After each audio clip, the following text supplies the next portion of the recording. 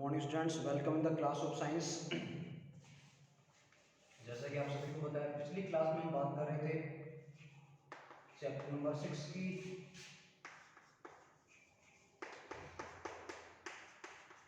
और chapter number 6 आप लोग जानते ही हैं।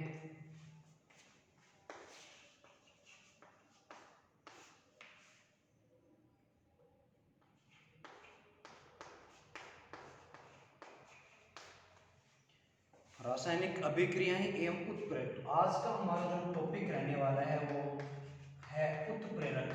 बात हमने कल इसकी शुरू कर दी थी कि क्या होते हैं उत्प्रेरक, किस प्रकार से वो क्रिया की दर को प्रभावित करते हैं। एक बार फिर से सुनिएगा ध्यान से। देखिए, हम लोग सभी जानते हैं कि रासायनिक अभिक्रियाएं होती हैं। अब रासायनिक अभिक्रियाएं कहाँ होती हैं? देखिए, दो तरह से हो सकती हैं रासायनिक अभिक्रियाएं।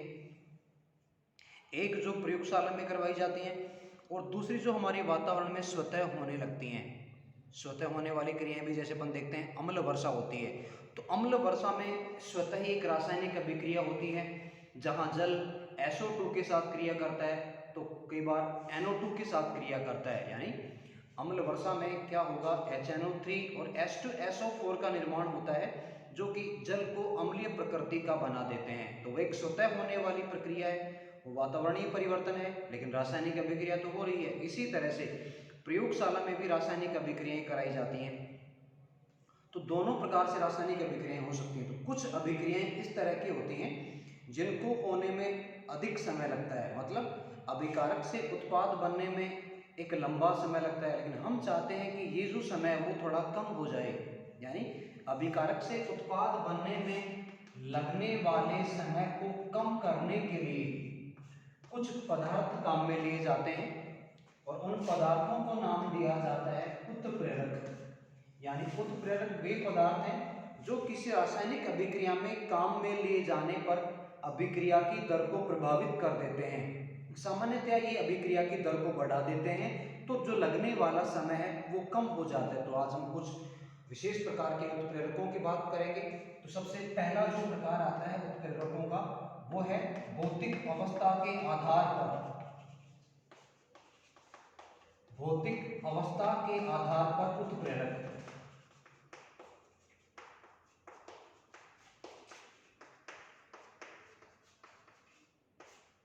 देखिए कौन कौन से भौतिक अवस्था के आधार पर उत्प्रेरक। सबसे पहला जो प्रकार आता है उसको हम कहते हैं समांगी उत्प्रेरक।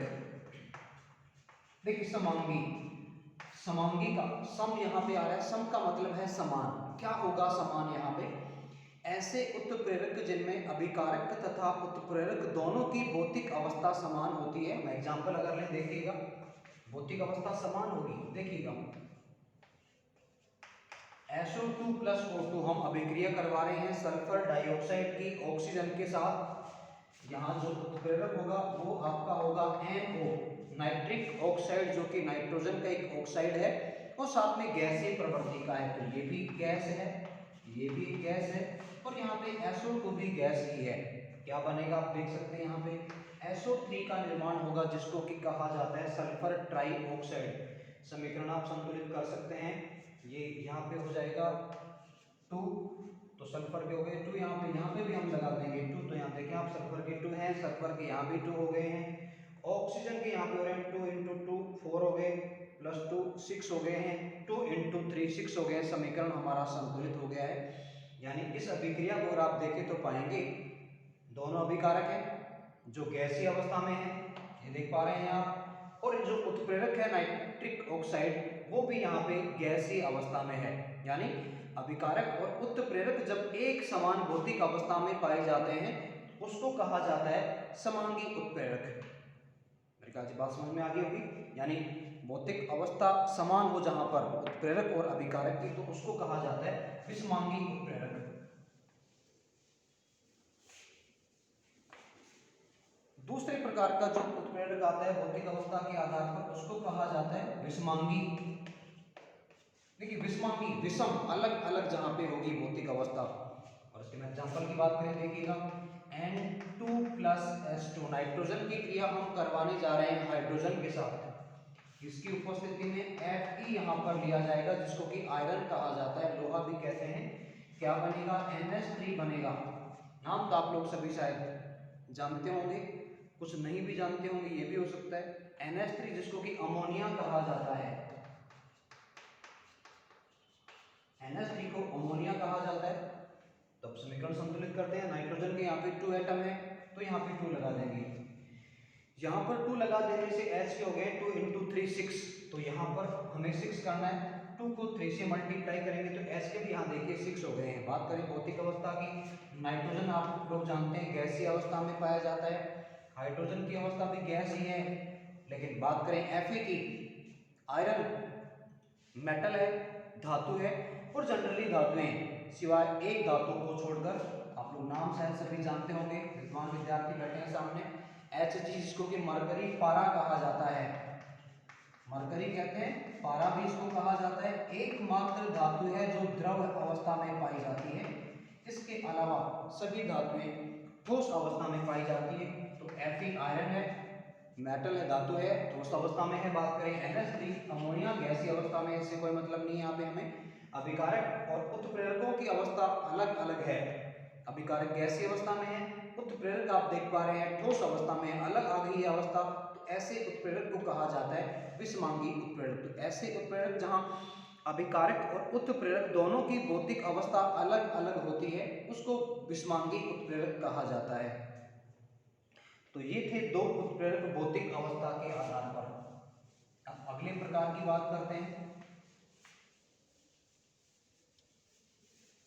अगला जो महत्वपूर्ण प्रकार आता है क्रिया के आधार पर।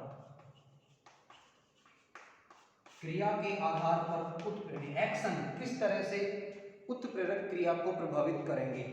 तो इनमें सबसे पहला जो प्रकार है वो आता है धनात्मक उत्प्रेरक। ध्यान से सुनिएगा, देखते हुए रहिएगा। धनात्मक उत्प्रेरक, देखिएगा धनात्मक नाम दिया जा रहा है, क्या मतलब है? ऐसे उत्प्रेरक जो अभिक्रिया की दर को बढ़ा देते हैं, यानी ये कम नहीं करेंगे, ये डायरेक्टली अभिक्रिया को दर को बढ़ाएंगे। यानी कहने का मतलब क्या हुआ, जब धनात्मक उत्प्रेरक को काम में लिया जाता है तो उस केस में क्या होगा, अभिकारक को उत्पाद में परिवर्तित होने में लगने वाला समय काफी कम हो जाता है। यानी ये जो उत्प्रेरक है वो अभिक्रिया की दर को बढ़ा देते हैं तो समय कम लगेगा। एग्जाम्पल की बात करें, देखिए कौन सा एग्जाम्पल यहाँ पे हम लेंगे। N2 plus H2, N2 plus H2 is equal to Fe। ध्यान दीजिएगा, Fe धनात्मक उत्प्रेरक है, अभिक्रिया की दर को बढ़ाएगा, क्या बनेगा NH3। और आप देखेंगे एग्जाम्पल कॉमन है, यहाँ भौतिक अवस्था से कोई मतलब नहीं है, यहाँ पे 2 रहेगा आपका, यहाँ पे 3 हो जाएगा। तो यहाँ पे Fe धनात्मक उत्प्रेरक है, समीकरण आपका संतुलित हो चुका है। एक और एग्जाम्पल अगर अपन ले, देखिएगा अवस्था आप जानते हैं कि गैसीय अवस्था है, फिलहाल हम यहाँ क्रिया के आधार पर बात कर रहे हैं। एक और एग्जाम्पल हम लें, KClO3। KClO3 की हमने क्रिया करवाई है MnO2 की उपस्थिति में, ताप अपघटन यहाँ पे हमने करवाया है। क्या बनेगा, KCl बनेगा प्लस O2 बनेगा। KClO3 जिसको नाम दिया जाता है पोटेशियम क्लोरेट, KClO3 को कहा जाता है पोटेशियम क्लोरेट। तो पोटेशियम क्लोरेट का जब ताप अपघटन करवाया जाता है मैग्नीज डाइऑक्साइड के साथ, MnO2 मैग्नीज डाइऑक्साइड, तो क्या बनेगा, पोटेशियम क्लोराइड बनेगा, साथ में O2 बनेगी। समीकरण आप संतुलित करेंगे, यहाँ पे 2 लगाएंगे, यहाँ पे 2 लगेगा, यहाँ पे 3 हो जाएगा। ये आपका समीकरण संतुलित हो गया। कहने का मतलब क्या हुआ, MnO2 मैग्नीज डाइऑक्साइड यहाँ पे धनात्मक उत्प्रेरक का कार्य करते हुए अभिक्रिया की दर को बढ़ाकर अभिकारक से उत्पाद में लगने वाले समय को कम कर देता है। ओके, तो एग्जाम्पल आपके सामने रखे हमने धनात्मक उत्प्रेरक की। अब बात करते हैं अगला प्रकार क्रिया के आधार पर उत्प्रेरक का।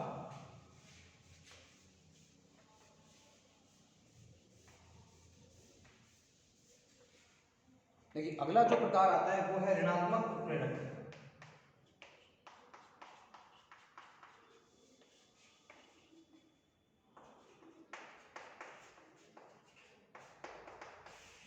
ऋणात्मक उत्प्रेरक, जैसे कि नाम से आप देख पा रहे हैं, ऋणात्मक उत्प्रेरक वो उत्प्रेरक हैं जो अभिक्रिया की दर को कम कर देते हैं। यानी यहाँ अभिक्रिया की दर कम हो जाएगी, इसलिए इनको नाम दिया गया है ऋणात्मक उत्प्रेरक। एग्जाम्पल की बात करें तो देखिएगा, हमने एग्जाम्पल लिया H2O2 का। H2O H2O2 जिसको कि हाइड्रोजन पेरोक्साइड कहा जाता है, H2O2 की क्रिया जब ग्लिसरॉल की उपस्थिति में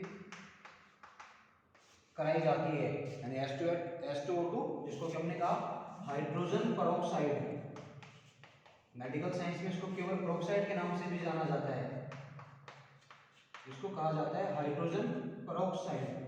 तो हाइड्रोजन पेरोक्साइड को जब ग्लिसरॉल की उपस्थिति में रखा जाता है तो देखिए इसका अपघटन होगा, क्या क्या बनेगा, H2 बनेगा, साथ में O2 बनेगी, समीकरण आप संतुलित करेंगे तो यहाँ पे आपका हो जाएगा 2, यहाँ पे हो जाएगा 2 और आपका समीकरण हो गया संतुलित। तो ग्लिसरॉल यहाँ पे ऋणात्मक उत्प्रेरक का कार्य करते हुए H2O2 के अपघटन की दर को कम कर देता है, इसलिए इसको नाम दिया जा रहा है ऋणात्मक उत्प्रेरक। तो हम कह सकते हैं ऋणात्मक उत्प्रेरक वो उत्प्रेरक हैं जो अभिक्रिया की दर को कम करके अभिकारक से उत्पाद बनने में लगने वाले समय को बढ़ा देते हैं, यानी एक मंद प्रकार की अभिक्रिया को दर्शाने वाला उदाहरण है। तो याद रखिएगा ऋणात्मक उत्प्रेरक अभिक्रिया की दर को कम करेंगे, इससे क्या होगा, नुकसान होगा, अभिकारक से उत्पाद बनने में लगने वाला समय ज्यादा लगेगा। अगला महत्वपूर्ण प्रकार जो आता है क्रिया के आधार पर, देखिए इसको कहा जाता है, थर्ड नंबर जो आता है उसको कहा जाता है ऑटो कैटलिस्ट, स्व उत्प्रेरक भी कहा जाता है।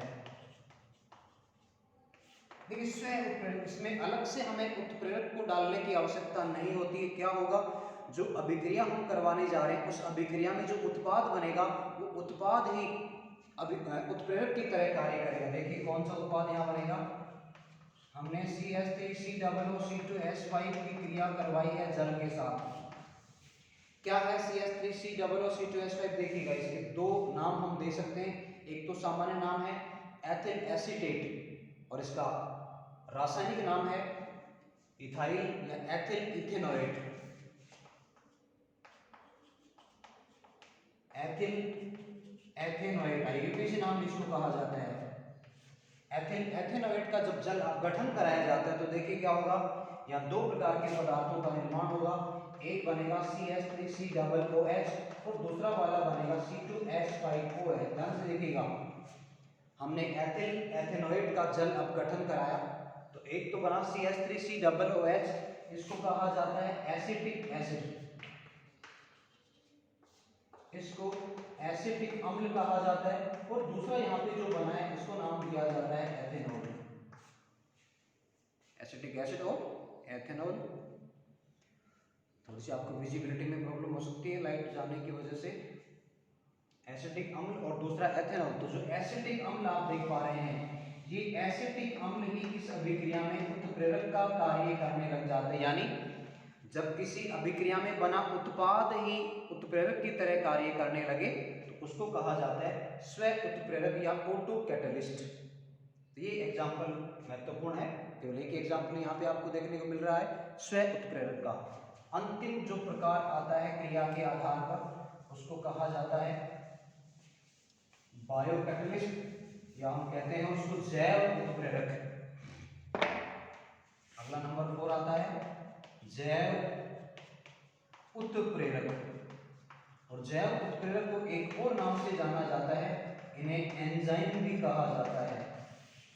देखिए क्या है जैव उत्प्रेरक, जैसे कि नाम से आप देख पा रहे हैं जैव उत्प्रेरक यानी ऐसे उत्प्रेरक जो सजीवों की रासायनिक क्रियाओं को, सजीवों को शरीर में होने वाली रासायनिक क्रियाओं को प्रभावित करते हैं, प्रेरित करते हैं, उनको हम कहते हैं जैव उत्प्रेरक या एंजाइम भी इनको कहा जाता है। यानी ये उत्प्रेरक सजीवों में होने वाली क्रियाओं पर अपना सीधा सीधा प्रभाव डालते हैं। हम एग्जाम्पल की अगर बात करें, देखिएगा हमारे पास स्टार्च है, स्टार्च को एक एंजाइम है जिसको नाम दिया जाता है टाइलिन। टाइलिन एंजाइम स्टार्च को कन्वर्ट कर देता है माल्टोज में। इसी तरह एक और एग्जांपल हम यहाँ ले सकते हैं, देखिए माल्टोज है, माल्टोज जो कार्बोहाइड्रेट है, माल्टोज जो कार्बोहाइड्रेट है, माल्टोज को माल्टेज एंजाइम, माल्टोज को माल्टेज एंजाइम परिवर्तित करेगा ग्लूकोज में। इसी तरह से आता है सुक्रोज, देखिए सुक्रोज को जो एंजाइम अपघटित करेगा उसको हम नाम देंगे सुक्रेज। माल्टोज को करेगा माल्टेज, सुक्रोज को अपघटित करेगा सुक्रेज, क्या क्या बनेगा, ग्लूकोज प्लस फ्रक्टोज यहाँ बनेगा, ग्लूकोज प्लस फ्रक्टोज का यहाँ निर्माण होगा। तो ये कुछ एग्जाम्पल हमने देखे हैं जैव उत्प्रेरक या एंजाइमों के। तो यहाँ जो उत्प्रेरक की तरह कार्य कर रहे हैं उनको हम नाम देंगे एंजाइम, जो कि सजीवों में होने वाली रासायनिक अभिक्रियाओं को परिवर्तित कर देते हैं। एवं हम कह सकते हैं कि वो अभिक्रिया की दर को बढ़ा देते हैं। तो ये क्रिया के आधार पर 4 उत्प्रेरक हमने देखे हैं। और अब हम चैप्टर के अंतिम पायदान पर पहुंच चुके हैं। आप लोग कोशिश करें चैप्टर को ध्यान से पढ़ें। रसायन विज्ञान केमिस्ट्री का चैप्टर है, इंटरेस्टिंग चैप्टर है, थोड़ा सा इंटरेस्ट लेके पढ़ेंगे तो इंटरेस्ट आएगा, अदरवाइज तो आप टेस्ट ही करते रह जाएंगे चैप्टर को। देखिए अगली बात करते हैं, अगला टॉपिक आता है उत्प्रेरक वर्धक। उत्प्रेरक वर्धक यानी ऐसे पदार्थ जो उत्प्रेरक की क्रिया करने की दर को बढ़ा देते हैं। उत्प्रेरक वर्धक उत्प्रेरक की क्रिया करने की दर को बढ़ा देने वाले पदार्थों को कहा जाता है उत्प्रेरक वर्धक। एग्जाम्पल के साथ बात करने वाले हैं हम यहाँ पे। मैंने कहा एग्जाम्पल आपको कॉमन मिलने वाला है। हमने लिया Fe और Fe के साथ में हमने लिया MO। MO जिसको कि मोलिब्डेनम कहा जाता है, MO को नाम दिया जाता है मोलिब्डेनम, जो कि एक धातु तत्व है मोलिब्डेनम। तो यहाँ पे मोलिब्डेनम क्या करेगा, Fe की क्रिया करने की दर को बढ़ा देगा। बनेगा क्या, पदार्थ वही बनेगा जो अब तक अपन देखते आ रहे हैं। 2 यहाँ लिखेंगे, 3 यहाँ पे हो जाएगा, समीकरण आपका संतुलित हो गया। तो जो मोलिब्डेनम है वो आयरन की क्रिया करने की दर को बढ़ा देता है, इसलिए MO को यहाँ कहेंगे उत्प्रेरक वर्धक। और सबसे लास्ट में आ रहा है आपका चैप्टर का अंतिम बिंदु उत्प्रेरक विष। देखिए उत्प्रेरक विष वो होते हैं जो उत्प्रेरक की क्रिया करने की दर को कम कर देते हैं। और यहाँ जनरली हम काम में लेंगे N2S2, Fe के साथ में है CO, CO carbon monoxide, CO के साथ साथ अपन NH3 को भी ले सकते हैं, सॉरी CO या तो CO काम में लेंगे या फिर HCN हाइड्रोजन साइनाइड को काम में लिया जाता है। बैलेंस आप करेंगे, यहाँ पे 3 हो जाएगा, यहाँ पे 2 हो जाएगा। तो CO या HCN ये कार्य करते हैं उत्प्रेरक विष का। यानी क्या होगा, उत्प्रेरक की जो कि Fe है उत्प्रेरक की क्रिया करने की दर को कम कर देते हैं। और जब अभिकारक जब उत्प्रेरक की क्रिया करने की दर कम हो जाएगी तो उस केस में क्या होगा, अभिकारक से उत्पाद बनने में लगने वाला समय कहीं ज्यादा लगेगा पहले की तुलना में। फिर से सुनेगा, उत्प्रेरक वर्धक उत्प्रेरक की क्रिया करने की दर को बढ़ा देते हैं। इसका मतलब वो एक तरह से धनात्मक उत्प्रेरक की तरह कार्य करेंगे। और जो उत्प्रेरक विष हैं वो उत्प्रेरक की क्रिया करने की दर को कम कर देंगे। और उत्प्रेरक की क्रिया करने की दर जब कम हो जाएगी तो डेफिनेटली आप मान के चलें अभिक्रिया की दर कम होगी तो उत्पाद बनने में लगने वाला समय ज्यादा हो जाएगा, जो कि एक नुकसानदायक स्थिति अभिक्रिया के लिए। तो ये चैप्टर आपका खत्म हो जाएगा। लास्ट बिंदु बचता है आपका कि उत्प्रेरक की क्या विशेषताएं होती है। कुछ पॉइंट मैं आपको बताना चाहूंगा। देखिएगा, उत्प्रेरक कभी भी रासायनिक अभिक्रिया में भाग नहीं लेते हैं। उनकी उपस्थिति मात्र ही अभिक्रिया की दर को प्रभावित कर देती है। वापस सुनिएगा, अब उत्प्रेरक कभी भी रासायनिक अभिक्रिया में भाग नहीं लेते हैं। उनकी उपस्थिति मात्र ही अभिक्रिया की दर को परिवर्तित कर देती है। अभिक्रिया के पश्चात उत्प्रेरक अपनी प्रारंभिक अवस्था में बने रहते हैं। अभिक्रिया के पश्चात उत्प्रेरक अपनी प्रारंभिक अवस्था में बने रहते हैं। साथ ही साथ हम कह सकते हैं उत्प्रेरक का कभी भी अपघटन नहीं होता है। और अभिकारक जो उत्पाद में परिवर्तित होते हैं वो उत्प्रेरक की वजह से ऐसा नहीं होते। यानी जो उत्प्रेरक हैं वो अभिक्रिया को प्रारंभ कभी भी नहीं करते हैं। अभिक्रिया को प्रारंभ कभी भी नहीं करेंगे उत्प्रेरक केवल और केवल अभिक्रिया की दर पर अपना प्रभाव डालते हैं। वो प्रभाव धनात्मक भी हो सकता है या ऋणात्मक भी हो सकता है। तो ये कुछ विशेषताएं होती हैं उत्प्रेरकों की। साथ ही साथ प्रत्येक जो रासायनिक अभिक्रिया होती है विशेष प्रकार की, उसके लिए उत्प्रेरक भी विशिष्ट प्रकार का ही काम में लिया जाता है। तो ये चैप्टर आपका फिनिश हो चुका है। क्वेश्चन आंसर्स आपको सभी करने हैं, वो जल्दी आपकी नोटबुक स्कूल में मंगवाई जाएगी। तो ध्यान रखें आप लोग, जितने क्वेश्चंस आपकी बुक में हैं वो आप अपनी फेयर नोटबुक में करें। अगर किसी क्वेश्चन में आपको दिक्कत रहती है तो आप मुझे कमेंट करके बता सकते हैं। आपके क्वेश्चंस का डेफिनेटली आंसर देने की कोशिश की जाएगी। लेकिन आपसे यहाँ यही रिक्वेस्ट करना चाहूँगा कि जो चैप्टर्स आपके लगातार चल रहे हैं टॉपिक वाइज, चैप्टर्स एंड हो रहे हैं। चैप्टर आपका 6 यहाँ पे एंड हो चुका है। तो आप प्रॉपरली अपने आप को प्रिपेयर करें अपकमिंग एग्जाम के लिए, क्योंकि एग्जाम तो आपकी बोर्ड ही होगी। Now that's all for today.